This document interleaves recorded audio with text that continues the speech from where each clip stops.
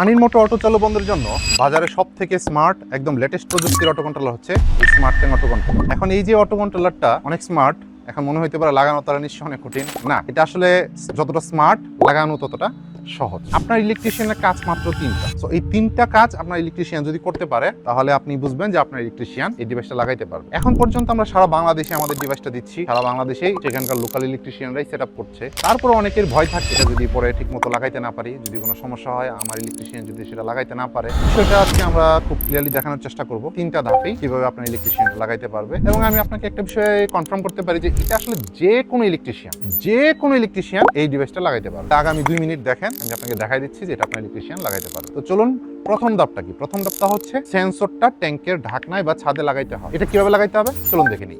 তো এখানে হচ্ছে আমাদের 3টা ট্যাঙ্ক আছে, এটাতে সরাসরি মোটর থেকে পানি পড়ে। সেন্সর আমাদের আসলে অলরেডি একটা লাগানো আছে। তো এখানে আসলে সেন্সরটা কিভাবে লাগানো হয়েছে চলেন সেটাই আমরা দেখি। তো আমরা প্রথমে এই ঢাকনাটা খুলবো।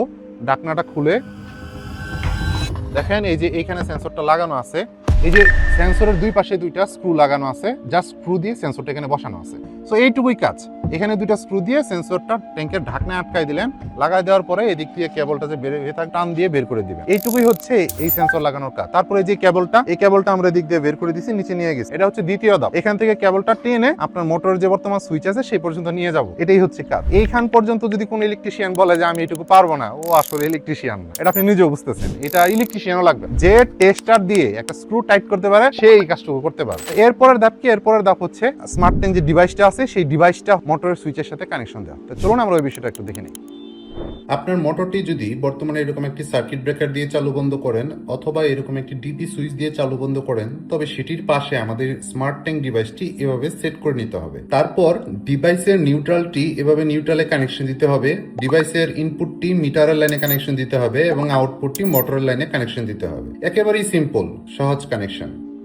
এতক্ষণ তো আপনি নিশ্চয়ই বুঝতে পারছেন যে স্মার্ট ট্যাঙ্ক যে কোনো ইলেকট্রিশিয়ান লাগাইতে পারবে। তারপরে যদি আপনার কনফিউশন থাকে, ঢাকার আপনার লোকেশন হলে ঢাকায় আমাদের 3টি জায়গায় সাপোর্ট টিম আছে, ঢাকার উত্তরা, ঢাকার মিরপুর এবং যাত্রাবাড়িতে। সো এখানে একাধিক ইলেকট্রিশিয়ান আছে, আপনি চাইলে সেখান থেকেও ইলেকট্রিশিয়ানের ডিভাইসটা সেট আপ করাইতে পারেন। তাছাড়া অন্যান্য জেলাগুলির ক্ষেত্রেও আমাদের সাথে কানেক্টেড ইলেকট্রিশিয়ান আছে, সেখান থেকে আপনি ইলেকট্রিশিয়ান নিয়ে চাইলে ডিভাইসটা লাগাইতে পারেন। তবে আমার অন্য প্রয়োজন আছে, কারণ এটা যে কোনো ইলেকট্রিশিয়ান লাগাইতে পারবে, সেটা এতক্ষণ আপনি নিশ্চিত। সো যেহেতু লাগানো নিয়ে আর কোনো ঝামেলা থাকছে না, তাই এখন নিচের অর্ডার নাও বাটনে ক্লিক করে আপনার নাম, ফোন নাম্বার, অ্যাড্রেস দিয়ে দেন। আমাদের একজন প্রতিনিধি আপনার সাথে যোগাযোগ করবে। সবকিছু ওকে থাকলে আপনি অর্ডার কনফার্ম করবেন। ভালো থাকবেন, আমাদের জন্য দোয়া রাখবেন। আসসালামু আলাইকুম।